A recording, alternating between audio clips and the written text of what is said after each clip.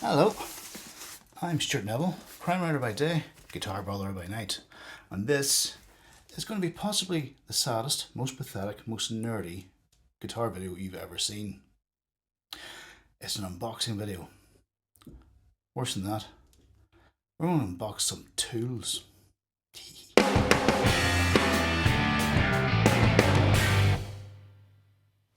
As the keen-eyed amongst you might have spotted, I've had a delivery from StewMac. Yeah, it is a bit pathetic, I know. But it might be informative as well, because we're going to look at these tools that I've just bought and talk about what they're actually for, what you use them for, maybe how you use them. And you never know, that might be useful to somebody. Now, a bit of a preamble to this. There's a bit of drama getting this. I ordered this exactly a week ago. Alright, today, but in between there was some nonsense with FedEx. Now, I've imported these from the United States into Northern Ireland, part of the UK, also strangely still part of the EU. It's all very complicated. But it meant I had to pay some VAT and import duty, which is fine. That's the law, that's what I have to do, no problem with that whatsoever. What I did have a problem with, though, was FedEx deciding to charge £57. Yep, £57 on top of the VAT import duty as a handling charge. Just for them to pay it, just for them to bring this to me. They were charging me £57, even though StewMac have already paid them to bring it to me. Got it sorted eventually. Got my parcel today. That's good. I would have had it yesterday, if not for all that. Anyway, let's see about unboxing this thing. Now, this. Look at this. My wife bought me this for Christmas. This little thing. I don't know what it's called. Don't know where it came from or what it cost. But it's brilliant. It's one of the best presents I've ever been given. It's fantastic. Brilliant for opening boxes. And we like opening boxes. Oops. There we go. Let's see what delights await us inside.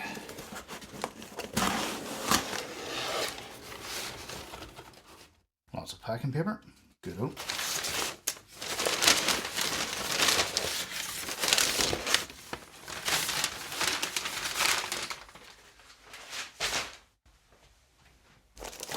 First of all, it was a big order. I thought, you know what, I'll buy myself a hat. I got a really big head, so I have to loosen this. Let's see. Let's see, does this fit me?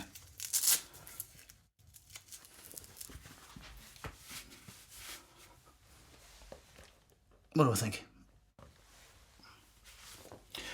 I should explain.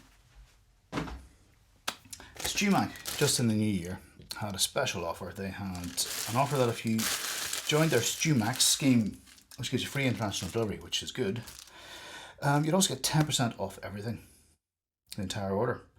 So I thought, why not? I'll fill my boots. I'll get a load of stuff, save 10%, get free delivery. Good. That's what I did. And yeah, let's have a look at what I got. Grain filler. Colour Tone Professionals Finishes grain filler. This is some ash grain filler. I've got a Telecaster build upcoming, which you may have seen to the Multis Pickups unboxing for, and I'm going to have to fill the grain of the body.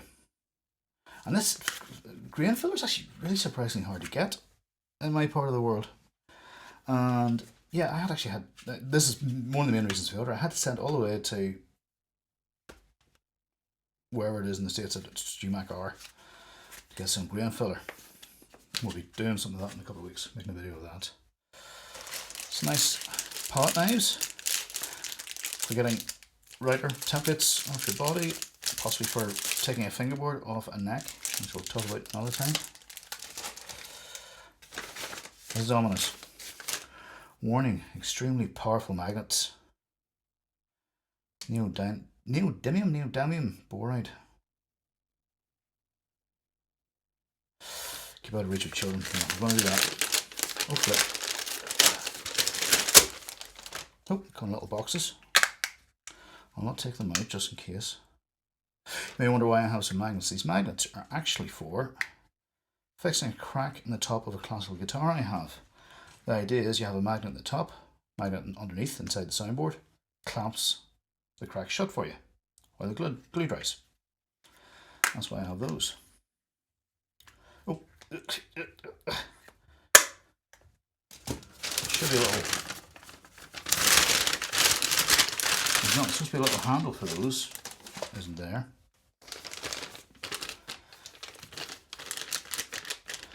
These are either fret pullers or fret nippers. I'm not actually quite sure which those are because they're not labelled. I'll set them aside just for a moment. What have we got here?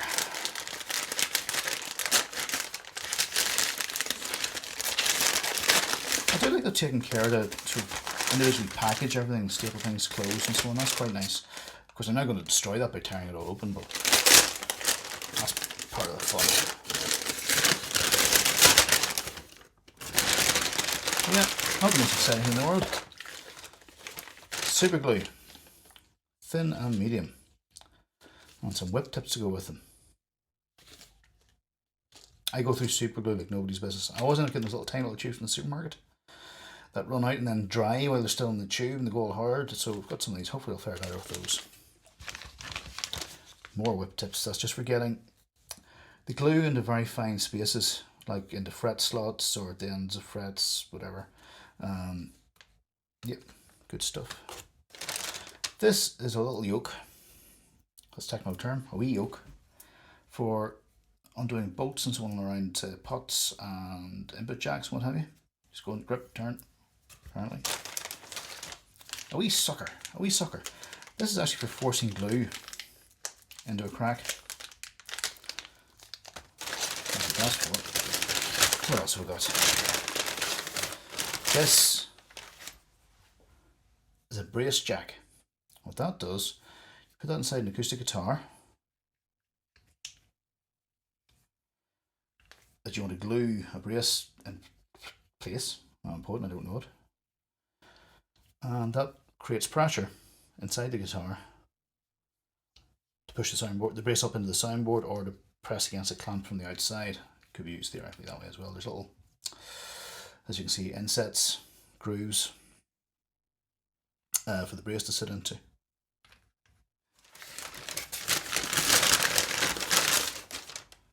That's the wee sticks for the magnets I was looking for. That helps you pry them apart. Keep that with the magnets.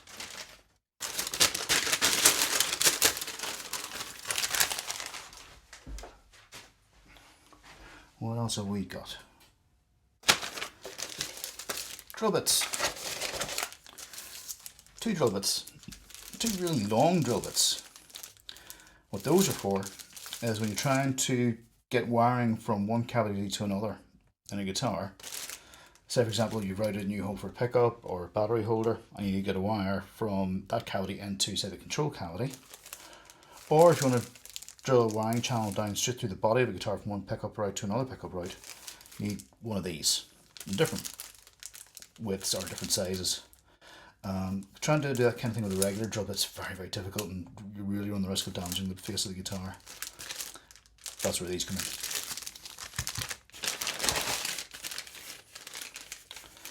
This, I'm not sure what this is.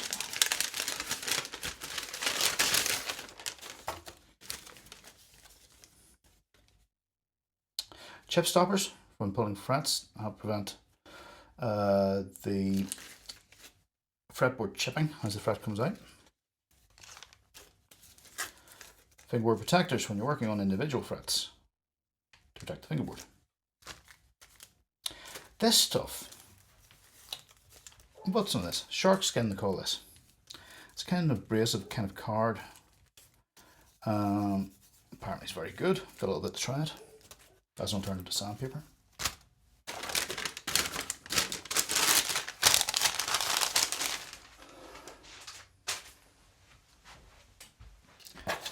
What's next? Nope. Whoops, easy. Blocks.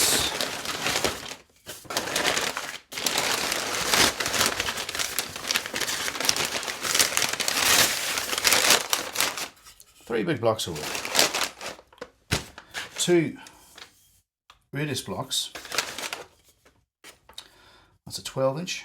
That's 9.5 inch. These are for primarily for sanding a radius into a fingerboard. So you would fix your braze up to here, either by sticky backed abrasive or double-sided tape, or my preferred method, which is using a bit of super glue on a bit of masking tape, and you sand the fingerboard to achieve the radius that you want. Now, you can also use it as a fret press if you want to. A few other uses for those. That's primarily the use. And just a neck rest for stabilizing the neck when you're working on it.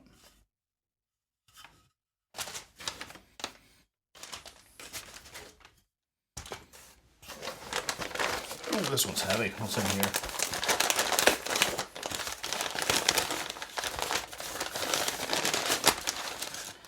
Okay, here's some interesting stuff.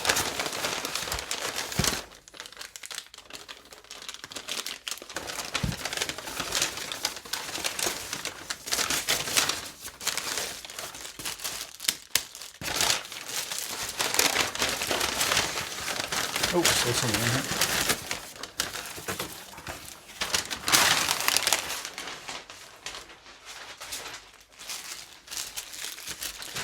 A dead blow fretting hammer. Now I do have a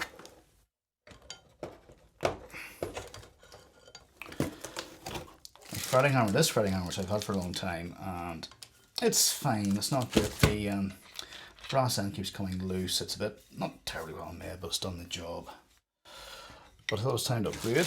So I've got the StewMac dead shot fretting hammer. By dead shot, it means it's actually filled with shot, as in buckshot. The idea is that it prevents the hammer from bouncing back up. What's also nice is the brass side has a convex shape to it, so it's a bit easier to control and only hit the fret where you want to hit it. So cool.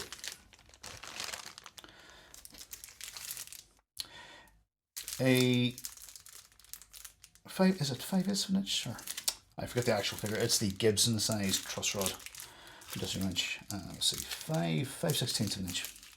When I have one of these, as I'm sure you do, it's fine. It can be a bit awkward to get in and out, so I thought I would upgrade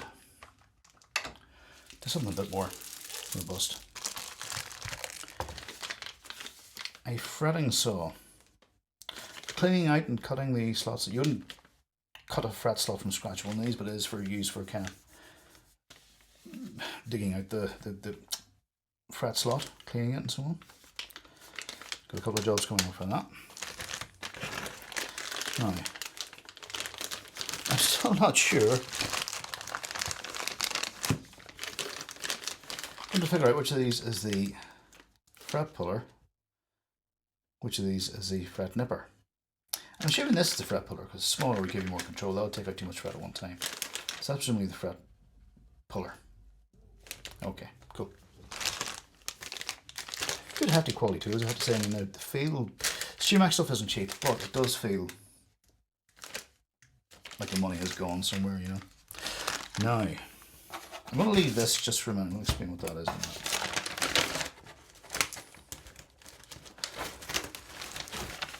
Nope, probably haven't showed my address there. Right. Okay, I have to say this is a bit disappointing. Not so keen on that. Got some fretwire. And the website showed the fretwire coming in long tubes for storage. And I assumed I'll be getting that. I haven't, so these got to sit loose somewhere.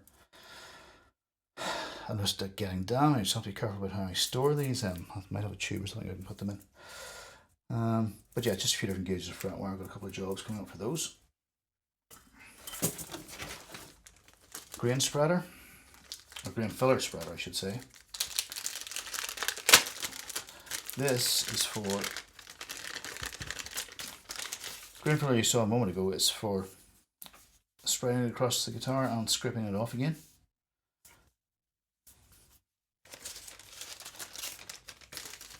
Set that aside.